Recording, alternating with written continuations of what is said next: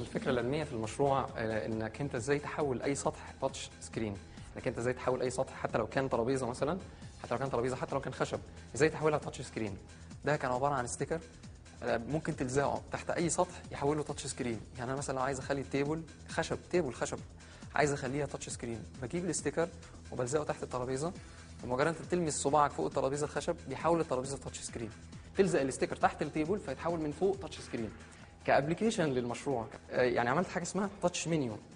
الفكره في المشروع انك انت لما هتيجي تلمس، يعني شوف مثلا لما يعني دي تاتش بوينتس، انا ممكن اخليك تلمس الصوره بس انا حبيت ان هي تبقى بوينتس. انت اول ما هتلمس السطح بيبدا الاوردر يتبعت. هو وفي كونكشن واير؟ في كونكشن واير. هو الكونكشن اللي ان شاء الله يعني هي دي عشان خاطر بس لسه بتتبني الفكره، فلسه واير، لكن ان شاء الله يعني بعد كده تبقى وايرلس. يعني هو اوريدي انا عملت الموديل بتاع الوايرلس اللي هو المفروض يتركب. يعني انت تحتاج في المحل تعمل تمديدات، لا مفيش تمديدات ولا توصيلات، دي هتبقى وايرلس خالص. يعني بص حضرتك، ده الموديل المفروض يعني طب اعملها وايرلس.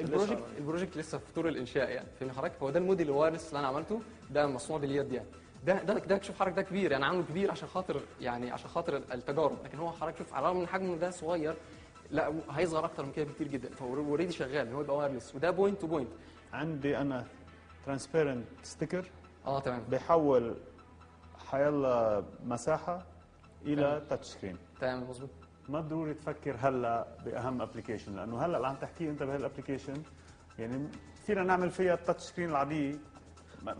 يعني بدك تفكر بابلكيشن في موجود خشب مجبورين بخشب، في زجاج مجبورين بزجاج، وجينا نحن حطينا هيدي من وراها وصرنا عم نعمل هالتاتش سكرين تبع الخشب.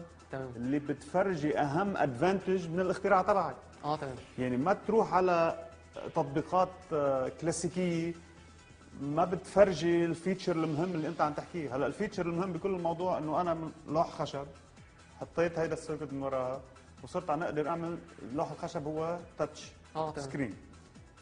فكر بهيدا يعني بهالفيتشر، فكر لنا باهم تطبيق. ما ضروري تجاوب هلا. تمام اوكي.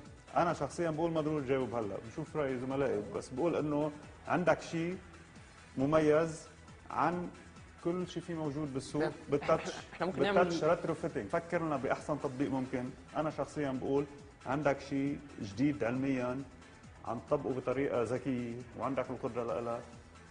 شخصيا بعطيك صوتي انه على المرحله الثانيه ان الله راد تكون اعطيتنا تطبيق عملي وبيستفيد من الميزه تبعك. فينا نفكر بشيء يعمل واو افكت. هلا المنيو منو واو افكت بصراحه. اوكي بس عندك الاساس. انت تعطيه فرصه. موافق، نعطيه الفرصه. وانت محمد نعطيه عندك اجماع اللجنه. مبروك. شعور بسعاده رهيب جدا، لان انا بصراحه يعني عرفت في اخر لحظه ان انا نجحت في ان انا اترشحت للكاستنج، فطبعا كانت فرحه رهيبه جدا، والحمد لله دخلت خدت 3 اصوات. دي حاجه غريبه برضه. الحمد لله.